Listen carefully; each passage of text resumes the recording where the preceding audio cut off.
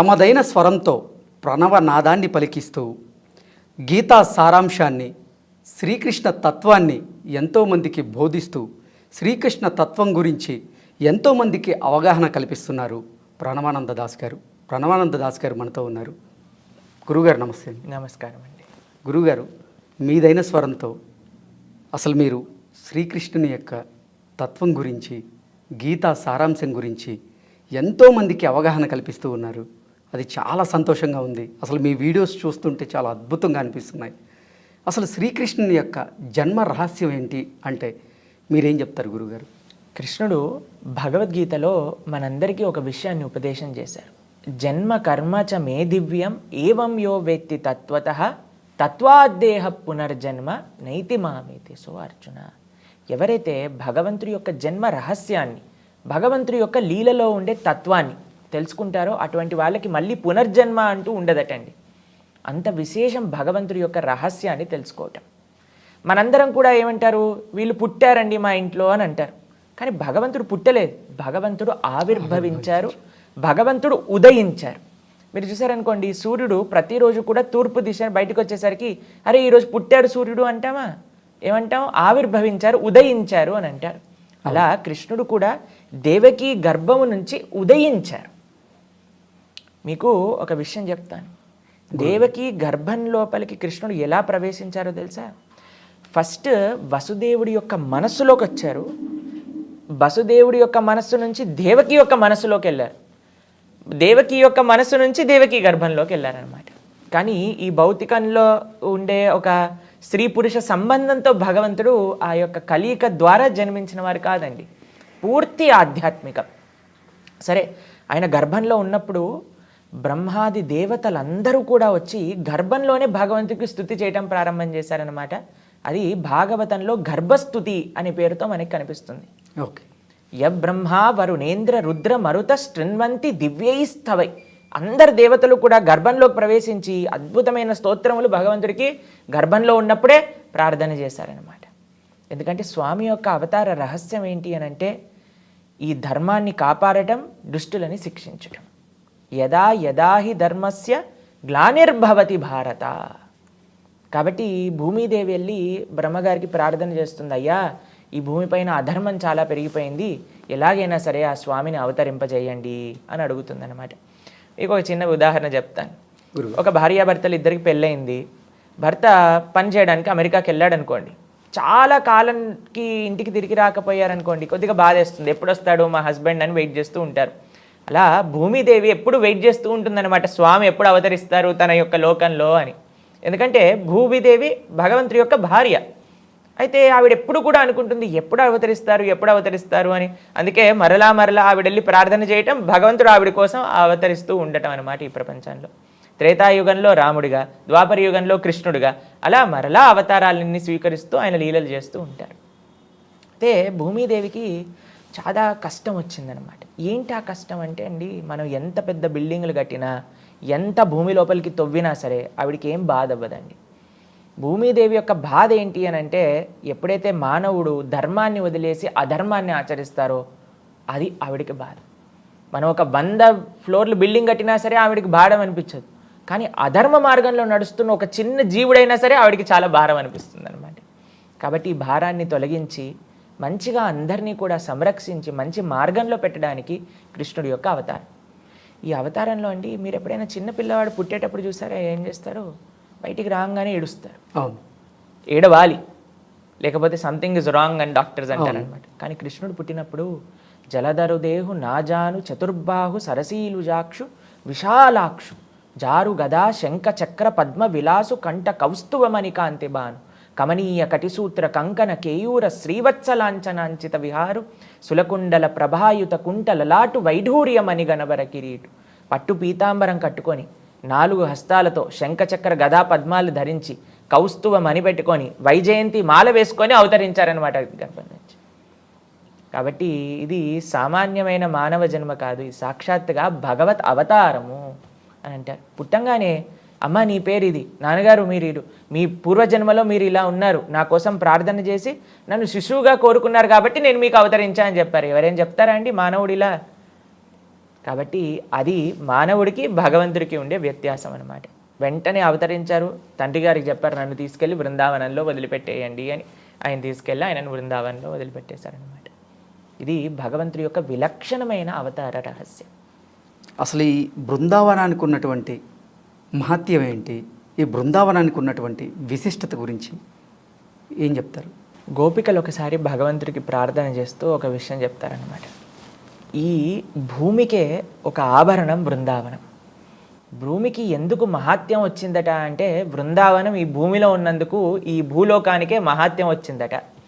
మరి బృందావనం అంత గొప్పగా అవ్వడానికి ఏంటి కారణము అని అంటే భగవంతుడి యొక్క శ్రీచరణాలు బృందావనం మొత్తంలో అలంకారమై ఉంటుందన్నమాట. యద్దేవకీసుత పదాంబుజ లబ్ధ లక్ష్మి అని అంటారనమాట. మీకు ఒక విషయం చెప్తానండి గురుగారు. బృందావనం ఎటువంటి ప్రదేశం అని అంటే, మీరు ఎప్పుడైనా ఈ లీల విన్నారా? సాక్షాత్తుగా కృష్ణుడు ఒకసారి మట్టిని తింటారనమాట. అవును, మృతభక్షణ లీల అని అంటారు. అయితే ఎందుకు కృష్ణుడు మట్టిని తింటున్నారు అని అంటే బృందావనంలో తన భక్తులు ఎప్పుడూ కూడా నిరంతరం నడుస్తూ ఉంటారు. గోపికలు, గోపాల బాలులు, ఆవులు, దూడలు అన్నీ కూడా. అయితే వాళ్ళ యొక్క చరణధూళి కృష్ణుడికి అంత శ్రేష్టంగా ఆయన స్వీకరించే యోగ్యంగా ఉంటుందట. అది బృందావనం యొక్క మహత్యం. బృందావనంలో కృష్ణుడు నడుస్తే అండి తన యొక్క అడుగులు పడతాయి కదా బృందావనంలో. ఇన్ని వేల లక్షల ఆవులున్నా సరే ఒక్క ఆవు కూడా ఆ బృందావనంలో కృష్ణుడు పెట్టిన అడుగు పైన అడుగేయదటండి. ఎవ్వరూ కూడా ఆ అడుగుల్ని చెడపరట. ఎప్పటికీ అడుగులు అలానే ఉంటాయట కృష్ణుడు ఉన్నప్పుడు బృందావనంలో. కాబట్టి అవి ఎలా ఉంటాయి అని అంటే బృందావనం వేసుకున్న ఆభరణాలుగా కృష్ణుడి యొక్క శ్రీచరణాలు దర్శనమిస్తూ ఉంటాయట. ఆ శ్రీచరణాలు ఉన్నందుకు బృందావనానికి మహాత్యం, ఆ బృందావనం అందుకు ఈ భూలోకానికే మహాత్యము అని చెప్తారనమాట. సాక్షాత్తుగా ఒకసారి బ్రహ్మ వస్తాడండి బృందావనానికి. అప్పుడు భగవంతుడికి ప్రార్థన చేస్తూ ఏమంటారో తెలుసా? ఈ బృందావనంలో మట్టిగా ఉండటం నాకు నిజమైన సాఫల్యం నా జన్మకి అని బ్రహ్మ ప్రార్థన చేస్తారు. ఉద్ధవుడు అని కృష్ణుడి యొక్క స్నేహితుడు అన్నమాట. ఆయన వచ్చినప్పుడు ఆయన అంటారు, బృందావనంలో ఒక గడ్డిగా, ఒక చిన్న లతగా మారటం నా జీవితాన్ని యొక్క అభిలాష. ఎందుకంటే బృందావనం నలు దిశల కృష్ణ ప్రేమ తత్వంతో కూడుకున్నది. అక్కడ భగవంతుడి పట్ల ప్రేమ అంతే, ఇంకా దానికి మించి వ్రజవాసులు ఏమీ ఆలోచించరు. మనకి తెలుసు గోపికలందరి యొక్క వృత్తి అక్కడ నందగోకులంలో పాలు పితకటం, చక్కగా వాటి నుంచి పెరుగు నుంచి వెన్న నుంచి నెయ్యి. అయితే వీళ్ళందరూ కూడా నెయ్యిని, వెన్నని, పెరుగుని అమ్ముకోవడానికి వెళ్తూ ఉండేవారనమాట. తలల పైన మీరు చూసే ఉంటారు గోపికలు ఒక కుండ పైన ఒక కుండ పెట్టుకొని వెళ్తూ ఉంటారు. అయితే వాళ్ళు ఏం అమ్మాలండి? పెరుగు వచ్చిందమ్మా, నెయ్యి వచ్చిందమ్మా, వెన్న వచ్చింది అని చెప్తే కదా వచ్చి కొనుక్కునేది. వాళ్ళు ఏమనే వాళ్ళు తెలుసా? బయటికి వెళ్తూ వాళ్ళు ఎప్పుడు ఏం పని చేస్తున్నా సరే వాళ్ళ మనస్సు మాత్రం కృష్ణుడి దగ్గర ఉండేదన్నమాట. అయితే వీళ్ళందరూ బయటికి వెళ్ళి వెన్న, పెరుగు, నెయ్యి తీసుకోండి అనకుండా గోవిందుణ్ణి తీసుకోండి, మాధవుణ్ణి తీసుకోండి, శ్రీధరుణ్ణి తీసుకోండి అని కృష్ణుడి యొక్క నామాలే చెప్తూ ఉంటారనమాట. గోవింద దామోదర మాధవేతి. ఎందుకంటే మురారి పాదార్పిత చిత్త వృత్తి. వాళ్ళ యొక్క వృత్తి, వాళ్ళ యొక్క మనసు బృందావనం నుండి ప్రతి ఒక్కళ్ళండి. గోపికలు తీసుకోండి, గోపాలలు బాలు తీసుకోండి, అలానే ఆవులు, దూడలు, అందరికీ కూడా కృష్ణుడు అంటే అంత అపరిమితమైన ప్రేమ. కృష్ణుడు ఫ్లూట్ వాయిస్తుంటే బృందావనంలో మీరు చూస్తారు పక్షులు ఎప్పుడు కూడా ఏదో ఒకటి అరుస్తూ ఉంటాయి, ఎక్కడికో ఒకరికి అటు ఇటు తిరుగుతూనే ఉంటాయి అన్నమాట. కానీ ఎప్పుడైతే కృష్ణుడు ఫ్లూట్ వాయిస్తాడో అలా ఆకాశంలో పైన ఎగురుతున్న పక్షులు కూడా కిందికి వచ్చేసి వింటూ ఉంటాయట కృష్ణుడు వాయించే ఫ్లూట్ని. మురళీగాను ఆయన ఎప్పుడు కూడా ఇలా పక్షులు ఎప్పుడు కూడా ఏదో ఒక సౌండ్ చేస్తూ ఉంటాయి కదండి. కానీ కృష్ణుడు ఆ వేణువుని వాయించేటప్పుడు కళ్ళు మూసుకొని ఇలా ధ్యానం చేస్తూ ఉంటాయట ఆ వేణువు పైన. అక్కడ ఉండే జింకలు, అన్ని ప్రాణులు కూడా కృష్ణుడినే తదేకంగా చూస్తూ ఉంటాయట. కృష్ణుడు ఉన్నాడు అని అంటే వాళ్ళకి ఇంకా ఏం అవసరం లేదు బృందావనం. అటువంటి కృష్ణ ప్రేమ కలిగిన భూమే బృందావనం. కాబట్టి ఎవరెవరికి ఆ భగవంతుడి పైన అపరిమితమైన ప్రేమ, భక్తి కావాలి అని అనుకుంటున్నారో అటువంటి వాళ్ళు తప్పకుండా బృందావనాన్ని దర్శించాలి. ఇది బృందావనం యొక్క విశిష్టత. రాధాకృష్ణుల మధ్య ఉన్నటువంటి సంబంధం గురించి, ప్రేమ గురించి చెప్పాలంటే మీరేం చెప్తారు? రాధా కృష్ణ వీళ్ళిద్దరూ ఒకటే స్వరూపం. కృష్ణుడి పట్ల ప్రేమ అనేది రాధారాణి యొక్క తత్వం అన్నమాట. కృష్ణ ప్రేమ, కృష్ణ భక్తి. మనం భక్తి అనే వర్డ్ వాడుతూ ఉంటాం కదండి, ఆ భక్తి యొక్క స్వరూపమే రాధారాణి. అందరి దగ్గర భగవంతుడి పట్ల ప్రేమ ఎవరి యొక్క ప్రేరణ చేతైతే లభిస్తుందో అదే శ్రీమతి రాధారాణి అనమాట. మనకి ఈ ప్రపంచంలో రాధాకృష్ణుల యొక్క తత్వం అంత ఈజీగా అర్థం కాదండి. వాళ్ళిద్దరి మధ్యలో ఉండే ప్రేమ ఎటువంటిదంటే ఈ భౌతికమైన ప్రేమ కాదండి. ఒక అమ్మాయి అబ్బాయి మధ్యలో ఈ ప్రపంచంలో ప్రేమ కలుగుతూ ఉంటుంది, అది రాధాకృష్ణుల యొక్క ప్రేమతత్వం కాదు. మా గురువుగారు ఒక విషయం చెప్తూ ఉంటారు, love means service, love means sacrifice. ప్రేమ అంటే సేవ, ప్రేమ అంటే త్యాగం. ఇది రాధాకృష్ణుల యొక్క ప్రేమ. ఎప్పుడూ కూడా నాకు ఏం కావాలి అని ఆలోచించారనుకోండి, అది ప్రేమ కాదండి. వేరే వాళ్ళకి నేను ఎలా సేవ చేయగలుగుతాను అని ఆలోచించినప్పుడే నిజమైన ప్రేమ. ప్రేమలో అండి ఒక లక్షణం ఉంటుంది, ఏంటో తెలుసా? అది సెల్ఫ్లెస్నెస్ అని అంటారనమాట. అంటే నిస్వార్థ భావన. ఎక్కడైతే స్వార్థం ఉంటుందో అక్కడ ప్రేమ ఉండలేదు. ఎక్కడైతే నిస్వార్థత ఉంటుందో అక్కడే నిజమైన ప్రేమ అనేది లభిస్తుంది. మీకు ఒకసారి కృష్ణుడు బృందావనంలో ఉండే ఆ గోపికల యొక్క ప్రేమ, రాధారాణి యొక్క ప్రేమ ఈ ప్రపంచానికి తెలియాలి అని ఒకసారి నారదుడితో చెప్తాడనమాట. అయ్యా, నాకు చాలా తలనొప్పిగా వస్తుంది, ఈ తలనొప్పిని తగ్గించాలి అని అంటే మీరు నా భక్తుల యొక్క చరణాలపై నుండి ధూళి, పాదాలపై నుండే ధూళిని తీసుకొచ్చి నా తలపైన రాస్తే తగ్గుతుంది అని చెప్తారనమాట. నారదుడు ఆశ్చర్యపోతాడు, ఏ భక్తుడు స్వామి కృష్ణుడి పైన మన చరణాలు పాదాలపై నుండి ధూళిస్తానంటే ఎవరు ఒప్పుకుంటారండి? అయితే నారదుడు ప్రయత్నం చేయడానికి అందరి దగ్గరికి వెళ్తూ ఉన్నాడనమాట. వీళ్ళని అడుగుతున్నారు, వాళ్ళని అడుగుతున్నారు, యోగుల్ని, ముషుల్ని, ఎంతమందినో అడుగుతున్నారు. వాళ్ళందరూ అంటారు, అయ్యా భగవంతుడి పట్ల అపతాదమైపోతుంది, మేము నరకానికి వెళ్ళాల్సి వస్తుంది ఇలా చేస్తే, కాబట్టి మేము ఎటువంటి పరిస్థితుల్లో మా చరణాల యొక్క ధూళిని ఇవ్వము అని చెప్పేశారనమాట. చిట్ట చివరికి ఆయన వెతుకుతూ వెతుకుతూ వెతుకుతూ బృందావనానికి వెళ్ళారు. బృందావనానికి వెళ్ళి ఆ గోపికలను అడిగారనమాట, అయ్యా కృష్ణుడికి తలనొప్పి వస్తుందట, మీ పాదాలపై నుండి ధూళినిస్తే ఆయన తలనొప్పి తగ్గుతుందట. గోపికలు ఏం చేశారో తెలుసా అండి? వెంటనే వాటర్లో తమ పాదాలని పెట్టేసి మట్టిలో బొర్లి మొత్తం మట్టిని సేకరించి నారదుడి చేతిలో పెట్టారు.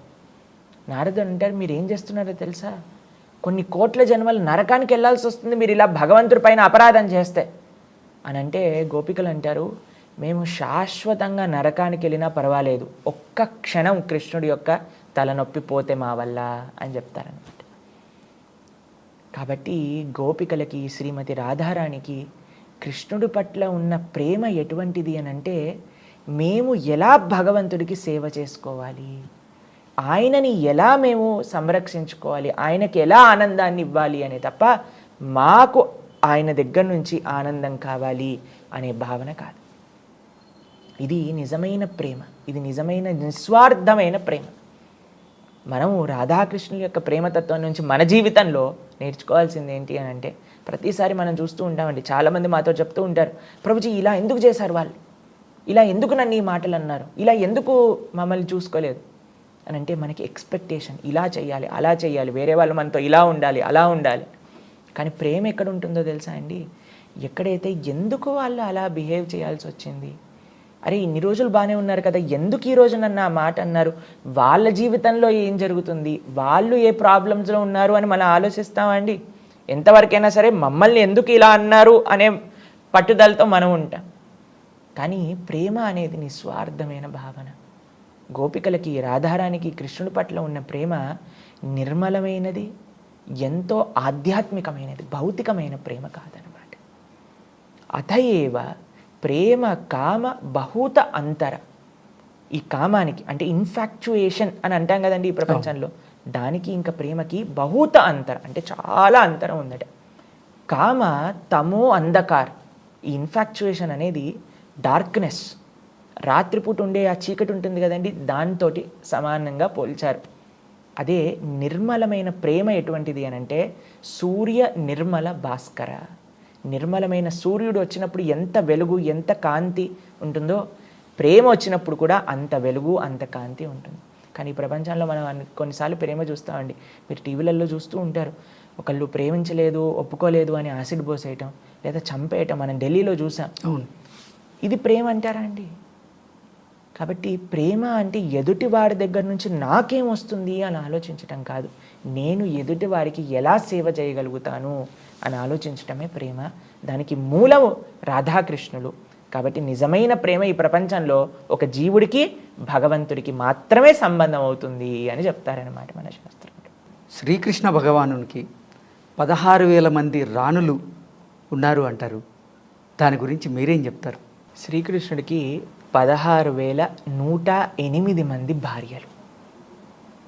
అయితే దీని విషయం గురించి కొన్ని ప్రస్తావన చేస్తాను. 8 మంది భార్యలు కృష్ణుడికి ముందే ఉన్నారు, స్వామి వివాహం చేసుకున్నారనమాట.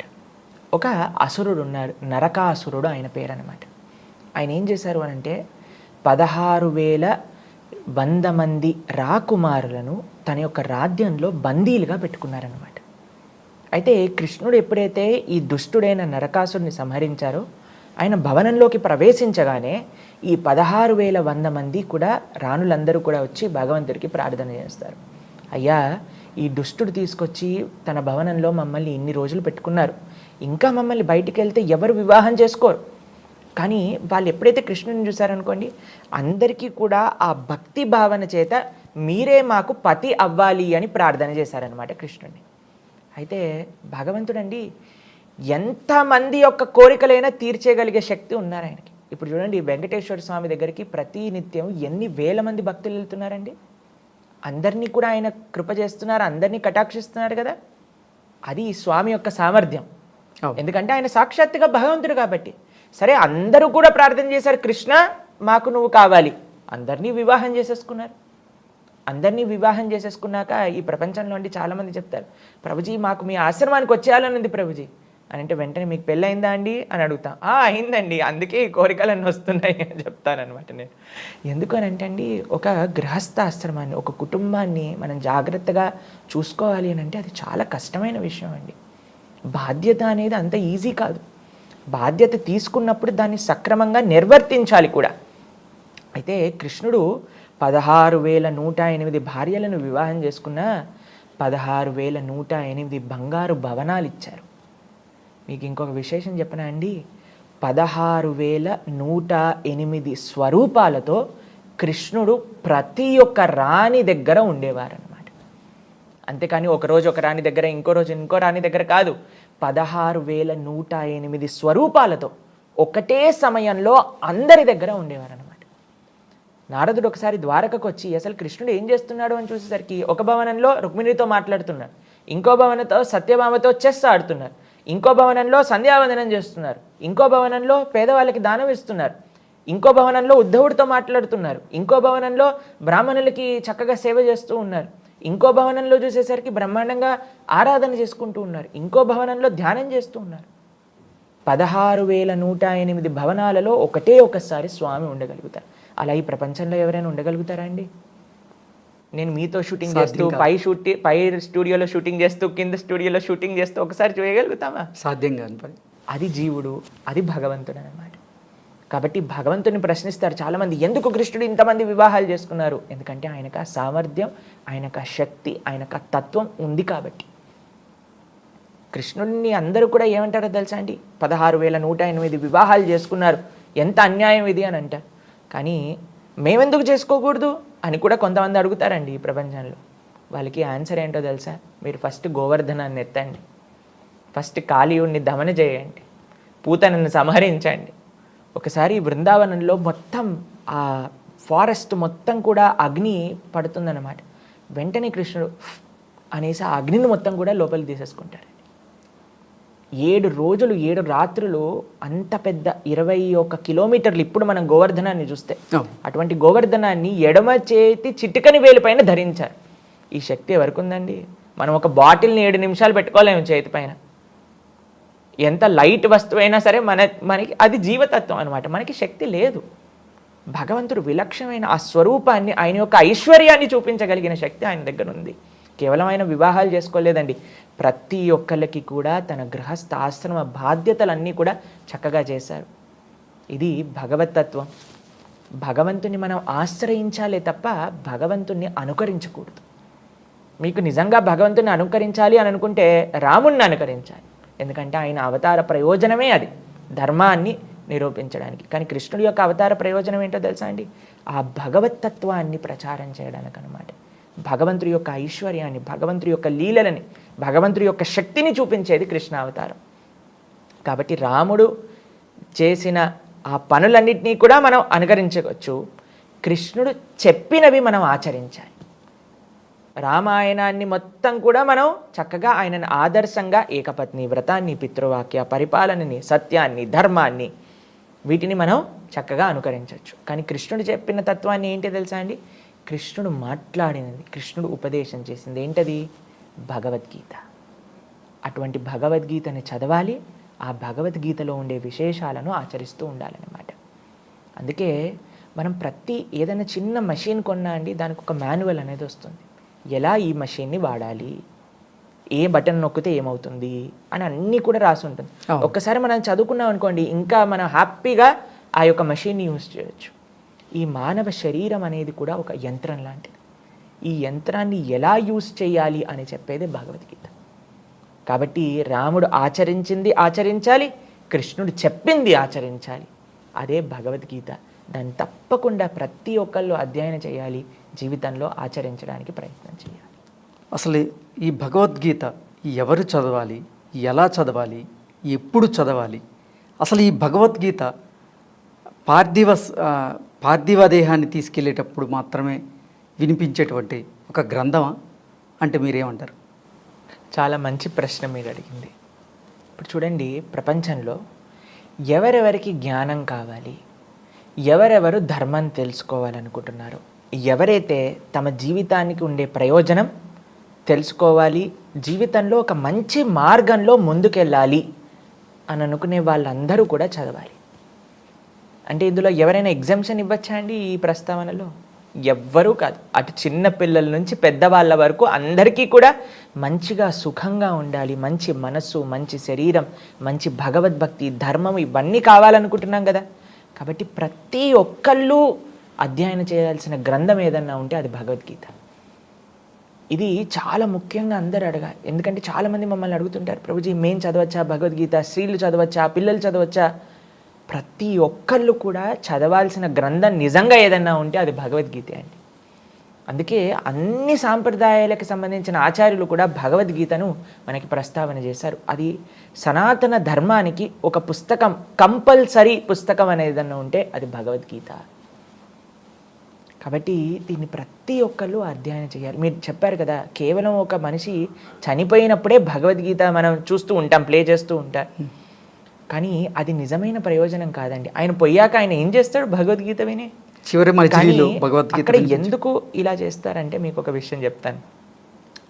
ఆ సమయంలో జనాలందరికీ కూడా ఇసుమంతైన ఆలోచన వస్తుందేమో, అయ్యా వీడి జీవితం మొత్తం కూడా ఒక విషయం కోసం తన జీవితాన్ని వెచ్చించేశాడే, కానీ చిట్ట చివరికి ఏం తీసుకెళ్లకుండా వెళ్తున్నారు కదా అన్నప్పుడు కొద్దిగా అయినా తత్వంగా ఆలోచిస్తారేమో, అక్కడ భగవద్గీత చెప్తే ఏమైనా మనసుకి అంటుతుందేమో అని ప్రయత్నం చేయడానికి అక్కడ పెద్దలు భగవద్గీత చెప్పాలి అని ప్రస్తావన చేశారనమాట. మీరు చూసారనుకోండి, గరుడ పురాణం అలానే భగవద్గీత ఈ రెండింటినీ కూడా చెప్తూ ఉంటారు. ఎందుకు అనంటే మిగతా వినే వాళ్ళందరూ మారాలి, విని ఇది చేస్తే మీకు ఇలా జరుగుతుంది, కాబట్టి ఈ తప్పులు చేయకండి జీవితంలో, ఇప్పటి నుంచైనా సంస్కరణ పొందండి అని మనకి చెప్పడానికి అనమాట. నిజంగా భగవద్గీత అండి ఎంత విశేషమైన పుస్తకం అంటే, ప్రతి ఒక్కళ్ళు కూడా సుఖంగా ఎంతమంది అయితే ఉండాలనుకుంటున్నారు, శాంతిగా ఎంతమంది అయితే ఉండాలనుకుంటున్నారు, ప్రపంచంలో మీరు ఎవరితోటి ఉన్నా సరే వాళ్ళందరితో మీ రిలేషన్షిప్ బాగుండాలి అని ఎంతమంది అయితే అనుకుంటున్నారు, మాట్లాడటం ఎవరైతే తెలుసుకోవాలి అని అనుకుంటున్నారో, టైం మేనేజ్ ఎలా చేయాలి అని అనుకుంటున్నారో, జీవితంలో ఉండే ప్రతి ఒక్క రహస్యాన్ని తెలుసుకోవాలి అని ఎంతమంది అయితే సంకల్పం చేసుకుంటున్నారో వాళ్ళందరూ భగవద్గీత చదవాలన్నమాట. కాబట్టి చాలామంది మమ్మల్ని అడుగుతుంటారండి, భగవద్గీత యుద్ధం అవుతుందట కదా భగవద్గీత ఇంట్లో ఉంటే. కాదండి, ఏదన్నా ఇంట్లో యుద్ధం అవుతుంటే ఆ యుద్ధాన్ని శాంతింపజేసే శక్తి భగవద్గీతకు ఉంది. ఎందుకో తెలుసా? భగవద్గీత సమానత్వాన్ని బోధిస్తుంది, భగవద్గీత శాంతిని బోధిస్తుంది.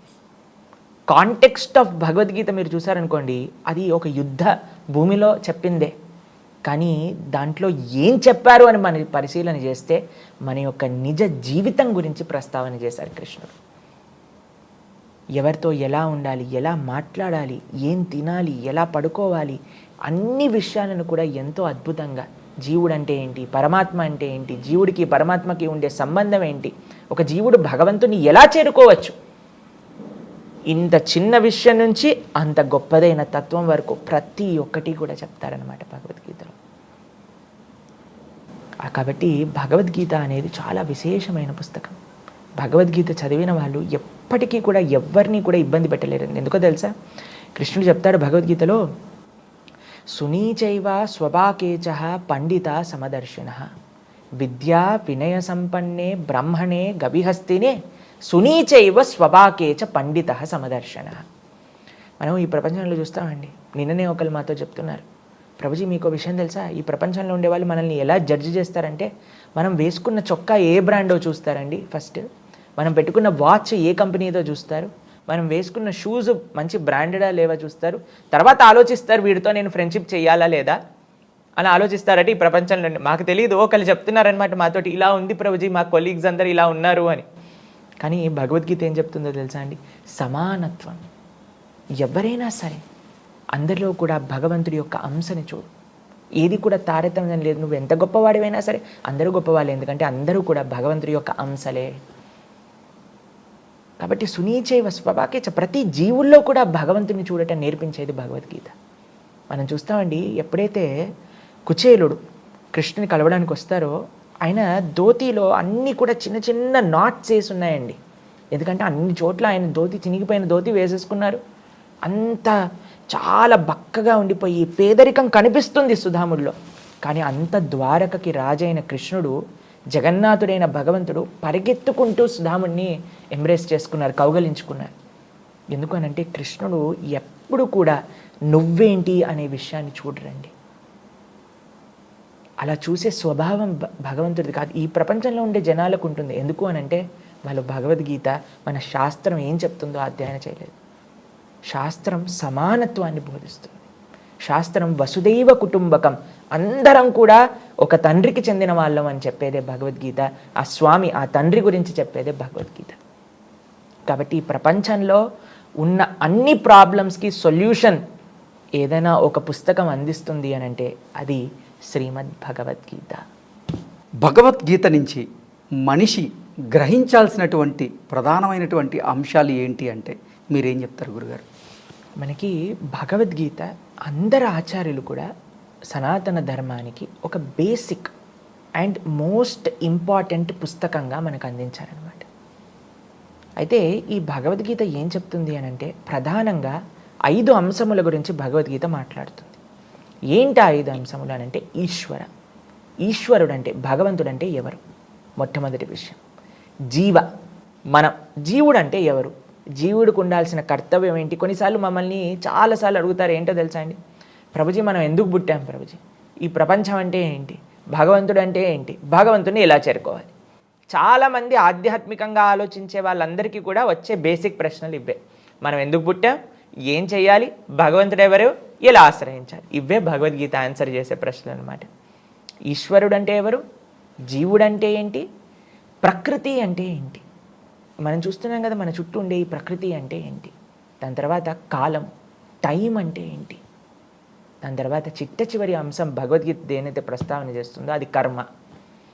ఓకే, కర్మ గురించి, కాలం గురించి, ప్రకృతి గురించి, ఈశ్వరుడు గురించి, జీవుడు గురించి, ఇవన్నీ కూడా మనం భగవద్గీతలో మనం పొందవచ్చు. ఇది కాకుండా ఎవరెవరికి ఏం కావాలన్నా సరే భగవద్గీత మనకి అందిస్తుంది. కానీ భగవద్గీత యొక్క మెయిన్ ప్రయోజనం ఏంటి అని అంటే భగవంతుడి పట్ల భక్తి, ఎలా మనం ఆయనతో ఒక రిలేషన్షిప్ని ఎలా ఎస్టాబ్లిష్ చేసుకోవచ్చు, అది నేర్పించేది భగవద్గీత. భగవద్గీతలో అండి 3 అంశాలు ప్రధానంగా మనం చూస్తాం. కర్మయోగం, భక్తి యోగం, జ్ఞానయోగం. మీరు ఎప్పుడైనా నగలు పెట్టుకునే పెట్టె చూసారా అండి? చూసాను. పెట్టె కింద ఒక బాక్స్లా ఉంటుంది, పైన ఒక మూత ఉంటుంది. ఈ కింద ఉండే ఆ బాక్స్కి ఉండే ఆ పెట్టె ఉంటారు కదా, అది భగవద్గీతలో ఉండే కర్మయోగంతో పోల్చారు. పైనుండి ఆ మూత ఉంటుంది కదా, దాన్ని జ్ఞానయోగంతో పోల్చారనమాట. లోపల ఉండే ఆ నగలు ఉంటాయి కదా, అది భక్తి యోగంతో పోల్చారనమాట. కాబట్టి భగవద్గీత ఒక కంప్లీట్ ప్యాకేజ్ అనమాట. కానీ అందులో ఉండే సారభూతమైన తత్వం ఏంటి అని అంటే భక్తి.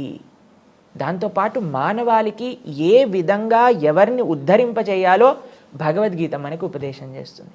కానీ దాని యొక్క సారాంశం, ఎసెన్స్ ఆఫ్ భగవద్గీత స్వామి పట్ల ఉండే భక్తి, ఆయనతో ఎలా రిలేషన్షిప్ని ఎస్టాబ్లిష్ చేసుకోవాలి అనే విషయాలు చెప్తుందన్నమాట.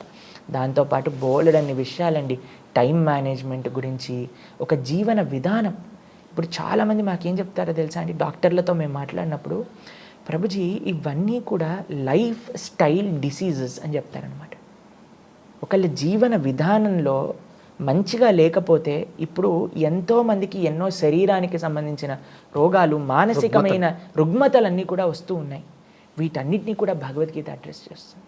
ఒక మంచి లైఫ్ స్టైల్, ఒక ఐడియల్ లైఫ్ స్టైల్ ఏంటి, మనం సమయాన్ని ఎలా ఉండాలి, మనం ఎలా మాట్లాడాలి, ప్రతి ఒక్కటి చిన్న చిన్న అంశం నుంచి అన్నిటికంటే గొప్పదైన జీవ భగవంతుడి యొక్క సంబంధం గురించి కూడా భగవద్గీత చెప్తుందన్నమాట. కాబట్టి ఏబిసిడి ఆఫ్ స్పిరిచువాలిటీ మనం భగవద్గీత నుంచి నేర్చుకోవచ్చు అనమాట.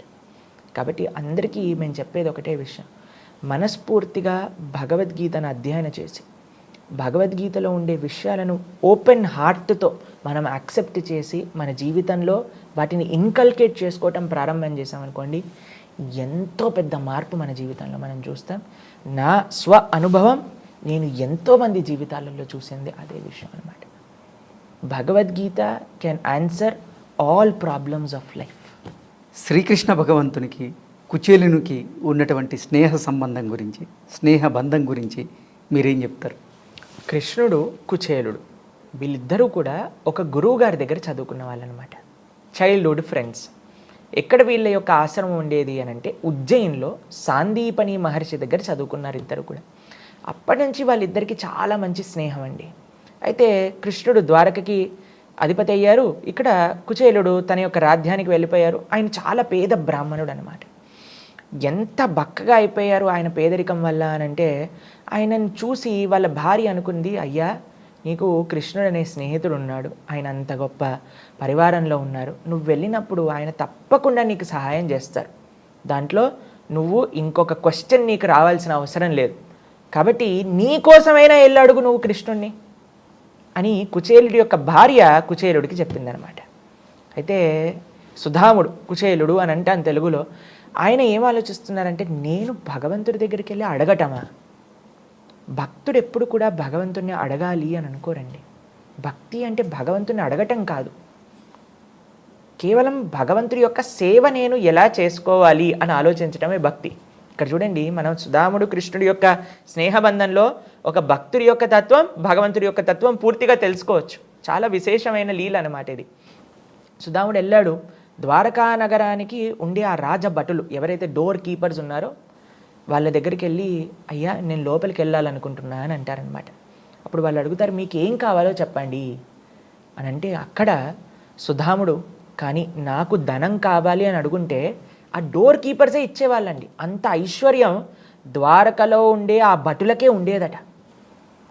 కానీ కుచేలుడు ఏమన్నాడో తెలుసా, నాకు డబ్బులు కాదు, ఆయన ఎప్పుడు కూడా అడగలేదండి, నాకు కృష్ణ దర్శనం కావాలి, నా స్నేహితుడిని నేను కలవాలి అని అన్నారు. వీళ్ళు వెళ్ళి కృష్ణుడికి చెప్పారు, అయ్యా నీ స్నేహితుడట ఎవరో కుచేలుడు వచ్చాడు అనగానే రుక్మిణీదేవి యొక్క భవనంలో ఉండే కృష్ణుడు పరిగెత్తుకుంటూ వచ్చేసి ఆ సుధాముడిని కౌగలించేసుకుంటారండి. ఎంత ఆనంద బాష్పాలు ఇద్దరికీ కూడా, అటు కృష్ణుడికి ఇటు కుచేలుడికి. కానీ చూడలేదండి, నువ్వేం బట్టలు వేసుకున్నావు, నువ్వు ఎలా ఉన్నావు, నువ్వు పేదరికంలో ఉన్నావా, నువ్వు అడివి. కృష్ణుడు ఎప్పుడూ చూడటం, కృష్ణుడికి ఎప్పుడూ కూడా ఇవి తారతమ్యం అనేది కృష్ణుడిలో మనస్తత్వం కాదండి. ఎవరినైనా సరే ఆయన రక్షించగలుగుతారు, ఎవరినైనా సరే ఆయన కృప చూపించగలుగుతారు. వెంటనే కౌగిలించేసుకొని తీసుకొచ్చేసి తన యొక్క భవనంలో తాను కూర్చునే సింహాసనం పైన కూర్చోబెట్టేసి స్వయంగా తన పాదాలను ప్రక్షాళన చేశారనమాట కృష్ణుడు. పక్కన రుక్మిణీదేవి, సాక్షాత్తుగా లక్ష్మి, రాఘవత్వేద్ భవేత్ సీత రుక్మిణి కృష్ణ జన్మని అని అంటారనమాట. లక్ష్మీదేవి చామరం చేస్తూ ఉందన్నమాట సుధాముడికి పక్కన. అయితే వాళ్ళిద్దరూ కూడా పక్కన ఒకళ్ళు కూర్చొని మాట్లాడుకుంటూ ఉన్నారు. చిన్నప్పుడు మనం ఇలా చేసాం, గురువుగారి ఆశ్రమంలో ఇవి చదువుకున్నా, ఒకసారి మనం అరణ్యానికి వెళ్ళినప్పుడు ఒక పెద్ద తుఫాన్ వచ్చింది, అప్పుడు కూడా మనం ఇద్దరి చేతులు వదిలేకుండా ఇద్దరం అలానే పట్టుకొని గురువుగారి సేవ చేసామని అన్నీ కూడా మాట్లాడుకుంటూ ఉన్నారనమాట. అప్పుడు కృష్ణుడు అంటాడు, ధామ కుచేల, నాకు తెలుసు నువ్వు నా దగ్గరికి వచ్చేటప్పుడు ఒంటరి చేతులతో రావని, ఏం తెచ్చావు చూపి అని అంటే ఈయనకు సిగ్గనమాట. ఈయన అంత పేదరికంలో ఉండి అండి కృష్ణుడి దగ్గరికి వెళ్తున్నప్పుడు నేను ఏదన్నా తీసుకెళ్ళాలి అని మొత్తం ఇల్లు ఎతికితే ఆయనకు దొరికింది అటుకులు, ఎండిపోయిన అటుకులు. వాటిని తీసుకొని 4 గుప్పెడ్లు చేతిలో పెట్టుకొని ఒక చిన్న మూటలో కట్టుకొని ఆయన ధోతిలో పెట్టుకొని వెళ్ళాడనమాట ద్వారకకి. అయితే కృష్ణుడు అడుగుతున్నాడు, ఏంటి ఎక్కడ ఉంది, ఏదో తెచ్చావు చూపించు చూపించు అనేసరికి ఆయన దాచిపెట్టుకుంది కూడా కృష్ణుడు తీసేసుకొని ఒక్కొక్క అడుగు పిడికిలు తింటూ ఉంటే కృష్ణుడు అంటాడండి, ఈ ప్రపంచంలో ఇప్పటి వరకు ఇంత మంచి నైవేద్యాన్ని నేను ఇప్పటి వరకు స్వీకరించలేదు అని చెప్తాడండి. ఇది కృష్ణుడికి ఉండే ప్రేమ. ఈ ప్రపంచంలో మనం ఎంత కష్టపడ్డా సరే, ఇప్పుడు చూడండి ఒక తల్లి 10 ఐటమ్స్ చేసింది అనుకోండి పిల్లల కోసం అని, తన భర్త కోసం అని, ఒక దాంట్లో ఉప్పు తక్కువ ఉండేసరికి ఏమంటారు, ఇందులో ఉప్పు తక్కువ ఉంది అని అంటారు. కానీ ఇన్ని చేశారు అని మనం ఫస్ట్ కీర్తిస్తామా, ఫస్ట్ అప్రిషియేట్ చేస్తామా? లేదు. కానీ కృష్ణుడు ఏంటి తెలుసా అండి, ఆయన అప్రిషియేట్ చేయటం, ప్రేమనివ్వటం. పత్రం పుష్పం ఫలం తోయం యోమే భక్తా ప్రయశ్చతి. భక్తితో భగవంతుడికి ఏమి సమర్పణ చేసినా సరే అంత ప్రేమగా, అంత చూసారా మీరు కృష్ణుడి యొక్క ఫోటో మీరు సుధాముడితో చూసారనుకోండి, అలా ఆనంద పుష్పాలు కారుతూ ఉంటాయన్నమాట కృష్ణుడికి. ఏం తెచ్చాడండి, ఎండిపోయిన అటుకులు. ఆయనకి లేవా అండి ద్వారకలో? ఎంత ఐశ్వర్యం ఉంది, అయినా సరే ఆయనకు కావాల్సింది ఏంటో తెలుసా, మన యొక్క ప్రేమ, భక్తి. ఈ భావన స్వామికి ప్రధానం. అయితే అలా అలా ఒక్కొక్క గొప్పడి తినేస్తూ ఉన్నారు. రుక్మిణీదేవి వచ్చి చేయబట్టేసుకుంటుంది అనమాట. కృష్ణ ఏం చేస్తున్నావు నువ్వు, ఎండిపోయిన అటుకులు తింటే నీ కడుపు నొప్పి వచ్చేస్తుంది అని రుక్మిణీదేవి ఆపేస్తుంది అనమాట కృష్ణుని తినకుండా. కానీ ఇప్పుడు చూడండి, సుధాముడు ఒక్క కోరిక కూడా, ఆ రోజు రాత్రంతా ద్వారకలో ఉంటారు, ప్రొద్దున పూట వెళ్ళిపోతారు. కానీ కృష్ణుడిని ఒక్క విషయం కూడా అడగరు ఆయన. నాకు డబ్బులు ఇవ్వని కానీ, సహాయం చేయని కానీ, నేను ఈ కష్టాల్లో ఉన్నా కానీ అని చెప్పలేదు ఆయన. ఒక భగవంతుడి దగ్గరికి వెళ్ళి భక్తుడు చెప్పాల్సిన అవసరం లేదండి, భగవంతుడిని అడగాల్సిన అవసరం లేదు. ఇప్పుడు ఒక చిన్న పిల్లవాడు ఉన్నాడండి, ఒళ్ళో పడుకున్న పిల్లవాడు ఉన్నాడు. చలికాలం వస్తుందనుకోండి, అమ్మకి చెప్తాడు, అమ్మ నాకు స్వెటర్ ఇయ్యి అంటాడా? వాడు ఏమన్నాడు, ఇలా చూస్తూ ఉంటాడు. అమ్మకి తెలియదా అండి ఏం చేయాలో, నాన్నకి తెలియదా అండి ఏం చేయాలో? కాబట్టి రాధాకృష్ణులు మన తల్లిదండ్రులు, సీతారాములు, లక్ష్మీనారాయణులు, వాళ్ళందరూ కూడా మన తల్లిదండ్రులు. కాబట్టి వాళ్ళ దగ్గరికి వెళ్ళి ప్రొద్దు నుంచి రాత్రి దాకా నాదికి అది కావాలి, ఆ కష్టంలో ఉన్న ఇది కావాలి, ఈ కష్టంలో ఉన్న చెప్పాల్సిన అవసరం లేదు. భక్తుడు ఎప్పుడూ భగవంతుడిని అడగరు, భగవంతుడు ఎప్పుడూ భక్తులకి అన్యాయం చేయరు. ఈయన ఇలా వచ్చి ద్వారక నుంచి వెళ్ళిపోయాడా, వెళ్ళేసరికి వాళ్ళ ఏరియాలో వాళ్ళ ఇల్లే కనిపించలేదన్నమాట సుధాముడికి. ఏంటబ్బా ఎక్కడుంది అని చూసేసరికి పెద్ద భవనము, అందరూ భటులు, సేవకులు, వాళ్ళ భార్య అంత దగద్ధమాయంగా వెగిలిపోతూ ఆయన దగ్గరికి వచ్చేసింది. చూసేసరికి అయ్యా ఏంటిది, ఏంటి ఐశ్వర్యం అని అంటే కృష్ణుడి దయ. కాబట్టి ఈ లీలలో మీరు చూసారనుకోండి, కుచేలు యొక్క భార్య కుచేలుడిని పంపించినప్పుడు తన కోసం తాను ఆలోచించలేదు. నేనేదో డబ్బులతో ఉండాలి, నేనేదో ఆ సుఖాలు అనుభవించాలి అని ఆవిడ చెప్పలేదు, తన భర్త బాగుండాలి అని పంపించింది. సుధాముడు ద్వారకకి వెళ్ళినప్పుడు నాకేదో కావాలి అని వెళ్ళలేదు, నేను కృష్ణుడి యొక్క సేవ చేసుకోవాలి అని వెళ్ళాడు. కృష్ణుడు నాకు సుధాముడి దగ్గర నుంచి ఏం కావాలి అని ఆలోచించలేదు. రుక్మిణీదేవి కృష్ణుడిని ఆపినప్పుడు కృష్ణుడికి ఏం అవ్వకూడదు అని ఆపింది. కాబట్టి ప్రతి అడుగులో కూడా నిస్వార్థమైన ప్రేమని మనం ఈ యొక్క సంబంధంలో చూస్తాం. అందుకే మేము ప్రపంచంలో అందరికీ కూడా ఒక కృష్ణ తత్వాన్ని ఇచ్చే సందేశం ఏంటో తెలుసా అండి, ప్రేమ, నిస్వార్థమైన భావన. ఇది కానీ మనం భగవంతుడి గురించి నేర్చుకుంటే ఇంకా అసలు ఎంత ఈ సమాజంలో ఎక్కడైనా సరే ఒకళ్ళకి అన్యాయం జరగటం కానీ, ఒకళ్ళని మనం ఇబ్బంది పెట్టడం కానీ, ఒకళ్ళు మనల్ని ఇబ్బంది పెట్టడం కానీ అవ్వదండి. అందుకే మనందరికీ కూడా ఒక వెలుగు, ఒక డైరెక్షన్ చూపించేది ఏంటి అని అంటే కృష్ణతత్వం, కృష్ణుడు చెప్పిన అద్భుతమైన గీతాతత్వం. కురుక్షేత్ర యుద్ధంలో శ్రీకృష్ణ భగవానుడు అసలు యుద్ధం చేయకుండా ఉండడానికి కారణం ఏంటి? కృష్ణుడు అండి నాట్ క్రెడిట్ స్టీలింగ్ లాట్. ఈ ప్రపంచంలో మీకు ఎక్స్ప్లెయిన్ చేస్తాను. ప్రపంచంలో నైజం ఏంటో తెలుసా అండి, అరే ఎంత గొప్ప పని చేసావురా అనగానే నేనే చేసింది అని కాలర్ పైకి ఎత్తుకుంటా. ఇది ఎలా, ఈ తప్పు ఎవరు చేశారు అనగానే నేను కాదు, వీళ్ళు చేశారు.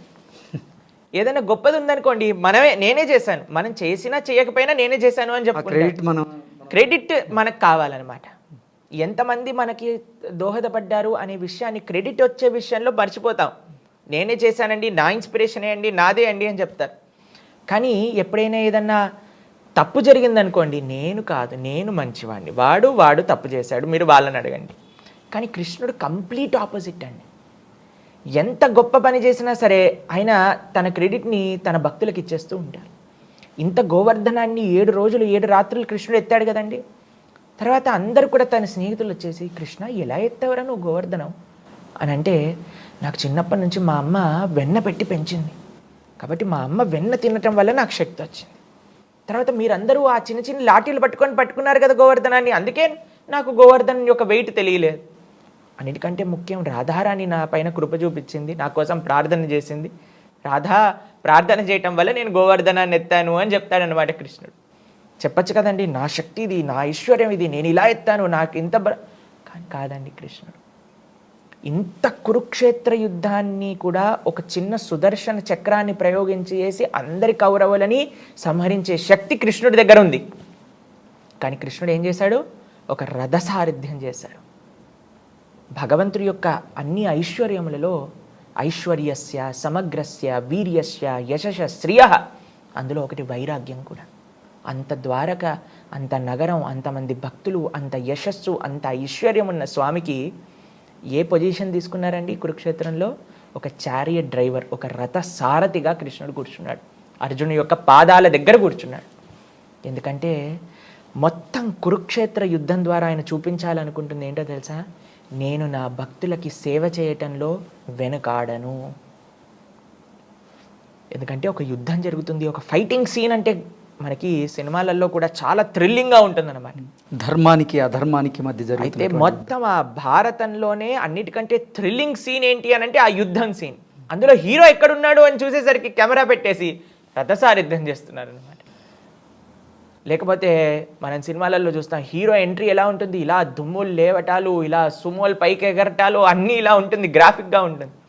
కానీ ఆ కురుక్షేత్ర యుద్ధంలో కృష్ణుడు రథసారథ్యం చేస్తూ చెప్తుంది ఏంటి అని అంటే, నేను నా భక్తుల యొక్క సేవనే నాకు నిజమైన ఐశ్వర్యము, దానికి నేను ఏదన్నా చేయగలుగుతాను. కాబట్టి ఇంత కురుక్షేత్ర యుద్ధాన్ని ఆయనే చేయించిన, ఇన్ ద సెన్స్ ఇప్పుడు విశ్వరూపంలో చూపిస్తారండి. అందరు కౌరవులు కృష్ణుడే సంహరిస్తున్నారు, అయినా సరే క్రెడిట్ ఎవరికి వెళ్ళింది? అర్జునుడికి వెళ్ళింది. కాబట్టి స్వామి అంతా తాను చేస్తాడు, తన భక్తులకి క్రెడిట్ని ఇచ్చేస్తాడు అనమాట. క్రెడిట్ తన దగ్గర పెట్టుకోడు.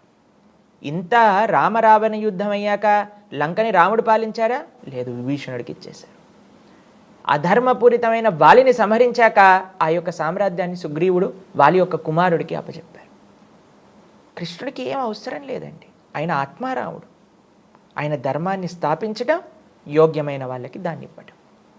కాబట్టి ఇంత కురుక్షేత్ర యుద్ధాన్ని తానే జయించిన, తన యొక్క శక్తి ద్వారానే నడిపించిన, కానీ క్రెడిట్ మాత్రం అర్జునుడికి ఇచ్చేశాడు. అర్జునుడు ఇంత పెద్ద వీరుడు, భీముడు, పరాక్రమం కలిగిన వాడు, యుధిష్ఠిరుడు, ధర్మ, ఇది ఆయన యొక్క తత్వం అన్నమాట.